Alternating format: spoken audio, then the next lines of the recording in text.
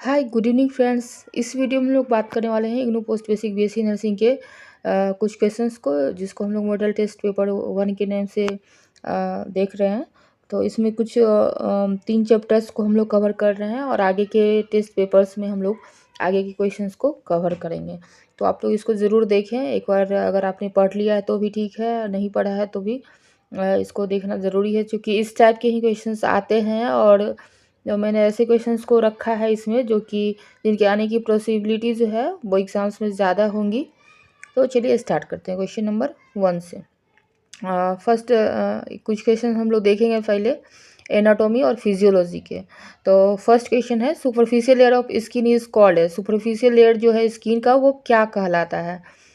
First है dermis, B epidermis, सी adipose और D है सबक्यूटेनियस। तो सुपरफिशियल जो स्किन का लेयर होता है वो होता है आपका डर्मिस। ऑप्शन ए जो होगा वो सही होगा, dermis. Superficial layer of skin is dermis. Next question देखते हैं, most part of the heat loss from the body occurs through. जो सबसे ज़्यादा हीट लॉस जो बॉडी से होता है वो किसके थ्रू होता है? फर्स्ट ऑप्शन है लंग्स, सेकंड है किडनी, स्किन और ब्रेन। तो सबसे ज़्यादा जो हीट लॉस होता है वो होता है आपका स्किन के थ्रू। ऑप्शन सी जो होगा वो सही होगा। नेक्स्ट क्वेश्चन देखते हैं। नेक्स्ट है, temperature regulating centre is present in which part of the brain. Temperature regulating centre brain के किस हिस्से में होता है? थैलेमस, हाइपोथैलेमस, मेडुला ऑब्लोंगेटा या सेरिबेलम। तो टेम्परेचर रेगुलेटिंग सेंटर जो है वो है आपका हाइपोथैलेमस। ऑप्शन बी जो होगा वो करेक्ट होगा। नेक्स्ट है, vasodilation of blood vessels of skin causes. Vasodilation जो है होता है ब्लड वेसल्स का, वो क्या कॉज करता है? फर्स्ट है हीट लॉस, सेकेंड है हीट प्रोडक्शन, सी ऑप्शन है no effect on heat loss और प्रोडक्शन, और डी है हाइपरटेंशन। तो वेसोडाइलेशन क्या करेगा आपका? ये करेगा हीट लॉस। ऑप्शन ए जो होगा वो सही होगा। नेक्स्ट है, which is the largest organ of the body. सबसे लार्जेस्ट ऑर्गन क्या है? Brain, skin, liver, kidney. तो सबसे बड़ा ऑर्गन जो है वो है स्किन आपका। नेक्स्ट है, epidermis is the thickest on. Epidermis कहाँ सबसे ज़्यादा थिकेस्ट होता है? Elbow, palms, on the hands, fingers या हेड। तो एपिडर्मिस थिकेस्ट होता है आपका palms of hands. Next question है, the branch of science in which we study the structure of body organ is known as. तो branch of science जिसमें हम लोग बॉडी ऑर्गन के स्ट्रक्चर को स्टडी करते हैं उसको कहा जाता है एनाटॉमी, फिजियोलॉजी, माइक्रोबायोलॉजी या पैथोलॉजी। तो स्ट्रक्चर ऑफ बॉडी जो स्टडी करते हैं वो हम लोग करते हैं एनाटॉमी में स्टडी। ऑप्शन ए राइट होगा। Next, study of functions of the various organs is done is. तो हम लोग स्ट्रक्चर स्टडी करते हैं एनाटॉमी, और functions of various body organs किस में किया जाता है आपका? फिजियोलॉजी में। ऑप्शन बी सही होगा। Next, percentage of body weight formed by body water in adult is. तो कितना परसेंटेज रहता है बॉडी वेट का वाटर? 40%, 60%, 80%, 90%। ये रहता है आपका 60%। ऑप्शन बी करेक्ट होगा। नेक्स्ट है, percentage of extra cellular fluid in total body fluid is.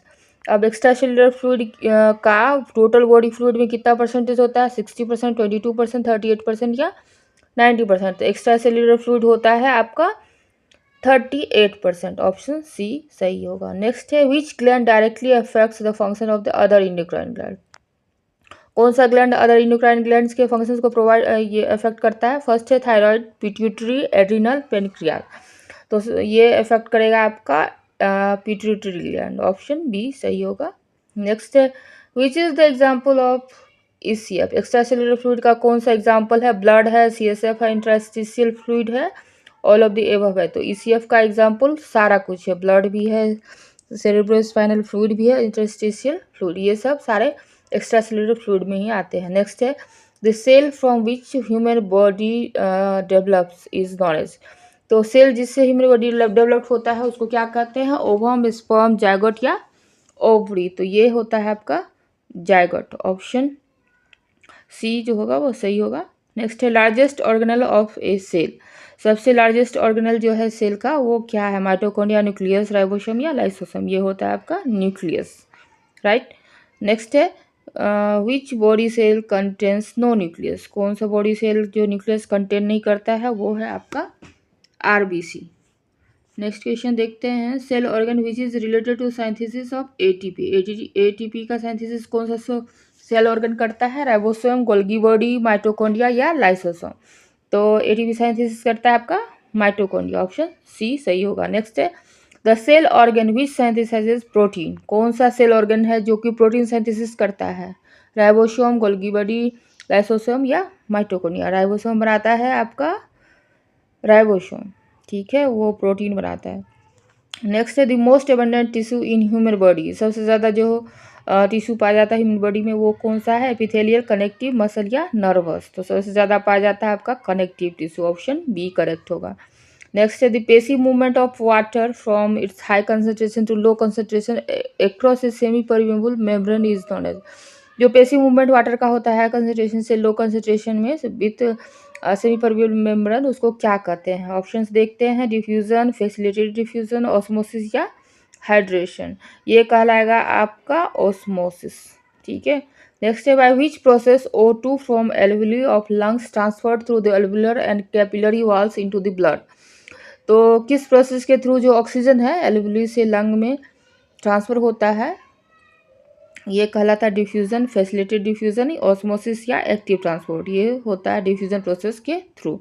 ये क्वेश्चन आते रहता है, आप लोग एक बार इसको देख लेंगे अच्छे से। नेक्स्ट है, that issue which lines that tissue, sorry गलती से इशू सिर्फ हो गया है, that tissue which lines the body cavities. कौन सा टिश्यू है जो बॉडी कैविटी को लाइन करता है? एपिथेलियल है, कनेक्टिव है, मसल या नर्वस है। तो ये है आपका एपिथेलियल टिश्यू, ऑप्शन ए जो होगा वो राइट होगा। नेक्स्ट है, which process is used for transferring of too much particles to cross cell membrane. तो कौन सा प्रोसेस जो है बहुत सारे लार्ज पार्टिकल्स को ट्रांसफर करने के लिए सेल मेम्ब्रेन में यूज होता है? डिफ्यूजन, ऑस्मोसिस, फैसिलिटेटेड डिफ्यूजन या फेगोसाइटोसिस। तो ये प्रोसेस है आपका फेगोसाइटोसिस का। नेक्स्ट है, extrusion of waste material through the plasma membrane of cell is called. तो अगर वेस्ट प्लाज्मा मेम्ब्रेन से बाहर निकालना है तो वो कौन से प्रोसेस से होगा?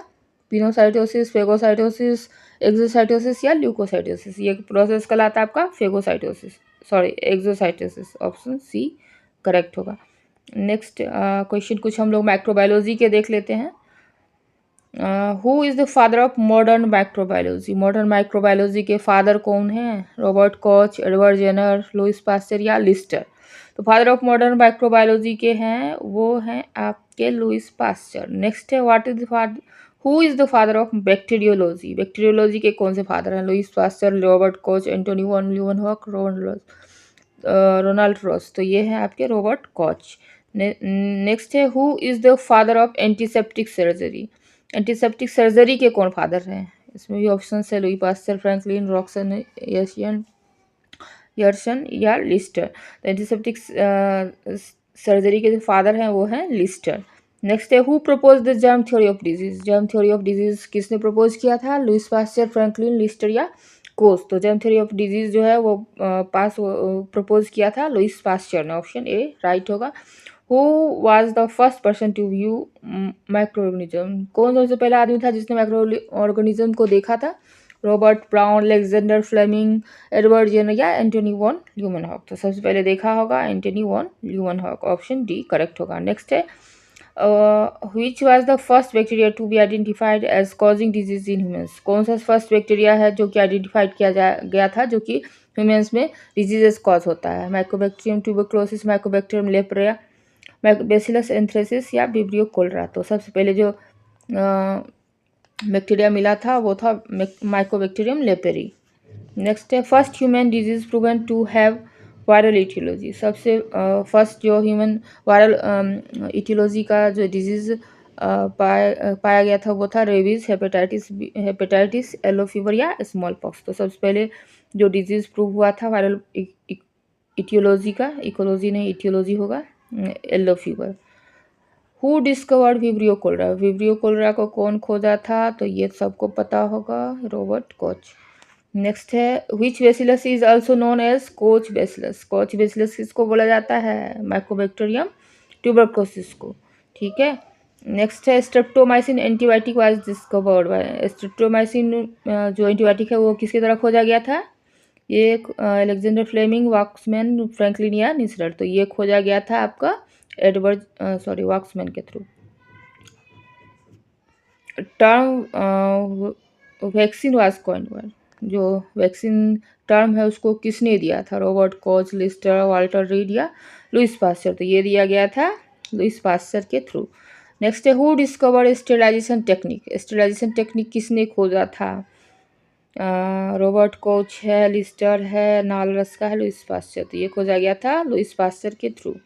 Who developed microscope first time microscope किसने डेवलप किया था? जेम्स पेगेट है, नॉलन रस्का, एंटोनी वॉन ल्यूमेनहॉक, किर्चर। तो ये खोजा गया था आपका एंटोनी वॉन ल्यूमेनहॉक के थ्रू। नेक्स्ट है who developed electron microscope. Electron microscope कौन बनाया था? ये बनाया था नॉलन रस्का ने। नेक्स्ट है who discover the antibiotic penicillin. Penicillin की खोज किसने की थी? पेनिसिलिन खोजा गया था अलेक्जेंडर फ्लेमिंग के द्वारा। ऑप्शन ए करेक्ट होगा। नेक्स्ट है what is the function of mesosome in bacteria. Mesosome क्या करता है काम? रेस्पिरेशन, सेल डिवीजन, स्पोरुलेशन या ऑल ऑफ द अबव। तो मीसोसोम जो है वो सारा काम करता है, रेस्पिरेशन भी, cell division, sporulation, all of the above. ठीक है। Next bacteria that are unable to synthesize the own food materials are called. ऐसे बैक्टीरिया जो कि खुद अपना भोजन नहीं बना सकते हैं उनको क्या कहा जाता है? ऑटोट्रॉप्स, सेप्रोट्रॉप्स, हेट्रोट्रॉप्स या पैरासाइट। ये कहलाता है आपका हेट्रोट्रॉप्स। ठीक है। नेक्स्ट है bacteria which grow best between 10 to 50 degree centigrade temperature are called. जो बैक्टीरिया 10 से 50 डिग्री सेंटीग्रेड में ग्रो करता है उसको कौन सा बैक्टीरिया कहा जाता है? थर्मोफिलिक, हाइपरथर्मोफिलिक, मीजोफिलिक या साइक्रोफिलिक। ये कहलाएगा आपका मीजोफिलिक। ठीक है। 10 से 50 degree centigrade. Staining technique which gives different colour to different bacteria is called. Staining technique जिसमें से डिफरेंट बैक्टीरिया डिफरेंट कलर देते हैं उसको कौन सा टेक्निक कहा जाता है? Differential technique, simple staining, special staining या ऑल ऑफ द अबव। ये कहलाएगा आपका differential staining. Which is the purpose of bacterial culture. Bacterial culture का क्या पर्पस है? Identification of pathogenic मैक्रोब्स, isolation of study and making viral counts, determining antibiotic sensitivity and preparation of vaccines या all of the above। तो जो purpose होगा bacterial culture का वो सारा कुछ होगा। इसमें हम लोग आइडेंटिफाई भी करते हैं, स्टडी करते हैं और डिटरमाइन करते हैं एंटीबायोटिक सेंसिटिविटी को। ठीक है। नेक्स्ट कुछ क्वेश्चन हम लोग फार्माकोलॉजी के देखते हैं। फार्माकोलॉजी में देख लीजिए। फर्स्ट क्वेश्चन है the science which deals with the drug and their action on human body is called. तो साइंस जो कि ड्रग स्टडी करता है उसके एक्शन को स्टडी करता है उसको कहेंगे फिजियोलॉजी, पैथोलॉजी, फार्माकोलॉजी या माइक्रोबायोलॉजी। ये कहलाता है आपका फार्माकोलॉजी। ऑप्शन सी सही होगा। नेक्स्ट है science which is concern with the study of mechanism of action of drug and pharmacological effects produced on the human body is known as.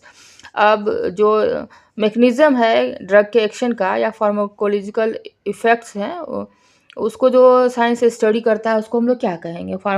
Pharmacokinetics, toxicology, pharmacology या pharmacodynamics. ये pharmacodynamics में आता है। Next है substance produced by or derived from living organism that are used to kill or bacteria or prevent their multiplication is known. कौन सा जो substance है जो लिविंग ऑर्गेनिज्म से बनता है जो कि यूज होता है बैक्टीरिया को मारने में या उसको उसके ग्रोथ को रोकने में? तो ये एंटीबायोटिक है, एंटीडोट्स है, हार्मोन्स है, तो एंजाइम्स है। तो ये सबको पता होगा ये क्या है? एंटीबायोटिक्स। Option A. नेक्स्ट है doctors always major blood pressure on arms and not any other part of the body because. अब डॉक्टर क्या है ब्लड प्रेशर जनरली आर्म्स में ही लेते हैं, क्यों अदर पार्ट में क्यों नहीं लिया जाता है? क्योंकि patient feels no pain, patient feels no sigh, left brachial artery on the arm is perfect point as it is near to the heart or of the above। तो सबसे जो परफेक्ट रीजन होगा वो होगा लेफ्ट ब्रेकियल आर्टरी आर्म का जो है वो परफेक्ट पॉइंट है क्योंकि ये हार्ट से नज़दीक होता है। ठीक है। नेक्स्ट है the rate of absorption of drug is affected by. तो ड्रग का ऑब्जर्वेशन रेट जो है वो किसके द्वारा इफेक्ट होता है? Route of drug administration, solubility of the drug, site of administration या ऑल ऑफ द अबव। तो ये सभी चीज़ पे डिपेंड करेगा। तो ऑल ऑफ द अबव जो होगा वो राइट आंसर होगा। नेक्स्ट है putting a drug in liquid form into a body cavity और body orifice is known as. तो जब हम लोग ड्रग किसी भी लिक्विड फॉर्म में बॉडी कैविटी या बॉडी ओरिफिस में डालते हैं तो ये क्या कहलाएगा? इनहेलेशन, इंस्टिलेशन, इंसर्शन या इंसफलेशन। इस प्रोसेस को कहा जाता है इंस्टिलेशन। ठीक है। नेक्स्ट क्वेश्चन है, nitroglycerine is administered by. Nitroglycerine हम लोग किस रूट से एडमिनिस्टर करते हैं? By sublingual inhalation, by parental use, by insertion. तो हम लोग नाइट्रोग्लिसरीन को सबलिंगुअल यूज़ करते हैं। फर्स्ट ऑप्शन जो होगा वो सही होगा। नेक्स्ट है, when the drug is introduced in the bone marrow this route is called as.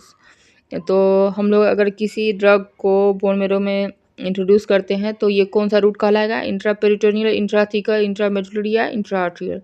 ये कहलाएगा आपका इंट्रामेडुलरी। ठीक है, बोन मैरो में जाएगा तो इंट्रामेडुलरी। नेक्स्ट है, when the drug is administered into a spinal cavity the route is known as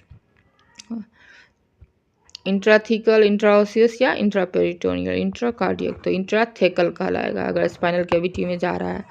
next है, test dose for penicillin is administered by which root.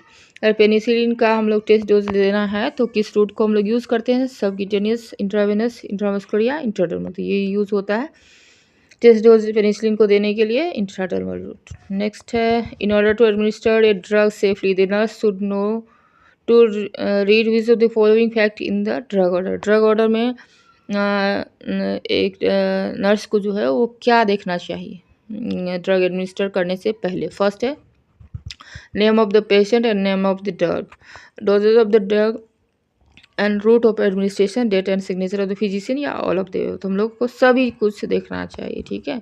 Next है, drugs use to relieve pain. Pain को relieve करने के लिए जो drug देते हैं उसको क्या कहा जाता है? एंटीबायोटिक्स, एनाल्जेसिक, एंटीपायरेटिक या एंटीप्रोराइटिक्स। तो पेन रिलीव करने के लिए हम लोग देते हैं एनाल्जेसिक्स। ऑप्शन बी सही होगा। नेक्स्ट देखते हैं, drugs which help in reducing fever. कौन सा ड्रग जो है फीवर को रिड्यूस करने में यूज़ होता है? एनाल्जेसिक, एंटीपायरेटिक्स या एंटीसेप्टिक। तो ये यूज़ होता है एंटीसेप्टिक्स। ठीक है, सॉरी ये एंटीपायरेटिक्स होगा। ऑप्शन सी सही होगा। यहाँ पर डी गलती से लिखा गया है। तो रिड्यूसिंग फीवर के लिए हम लोग एंटीपायरेटिक्स यूज़ करते हैं। ऑप्शन जो सी होगा वो सही होगा। नेक्स्ट है, substances use to contract the effect of poison. अब किसी भी पॉइजन को कॉन्ट्रैक्ट करने के लिए कौन सा सब्सटेंस हम लोग यूज़ करते हैं? एंटीडिसेसिव, एंटीडोट्स, एंटी इन्फ्लामेटरी या एनेस्थेटिक्स। हम लोग यूज़ करते हैं एंटीडोट्स का पॉइजन को कॉन्ट्रैक्ट करने के लिए।